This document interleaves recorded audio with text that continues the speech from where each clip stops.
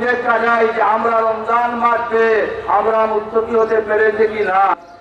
যাকাত আদায় করার, যাদের যাকাত দেওয়ার সামর্থ্য আছে তাদেরকে আল্লাহ যাকাত দেওয়ার তৌফিক দিয়েছেন। মহান রব্বুল আকার পরে আল্লাহর পক্ষ থেকে উপস্থিত জন্য আমরা এদের মধ্যে এসেছি। এমন নয় যে আমাদের গুনাহ শেষ হয়ে গেছে। সামি আল্লাহু লিমান হামিদাহ,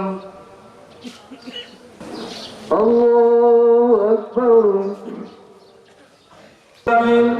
আজকে উম্মত গুনাহ রাসূলুল্লাহ তোমার যে আল্লাহ হযরত ফুলতলি সাহেব রাহমাতুল্লাহ আলাইহি দরজা বুলন্দ ফরমা।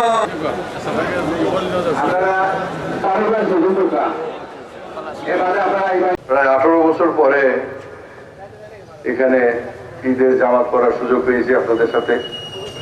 আল্লাহ রব্বুল আলামিন করিমের প্রতি শুকরিয়া। আমাদের কয়েক মাস আগে আমরা ফ্যাসিস্টের হাত থেকে দেশকে এই ছাত্র জনতা সম্মিলিতভাবে আমরা উদ্ধার করেছি। আমরা এখন নিজেরা অত্যন্ত শান্তিপ্রিয় অবস্থায় আমাদের জীবনযাপন করতে পারছি।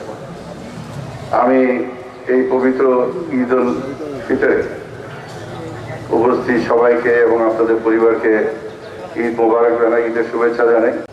তো আল্লাহ পাক আমাদেরকে 1 মাস রোজা শেষে ঈদগার মাঠে আসার তৌফিক দান করছেন, এর জন্য আমরা শুকরিয়া আদায় করি আলহামদুলিল্লাহ।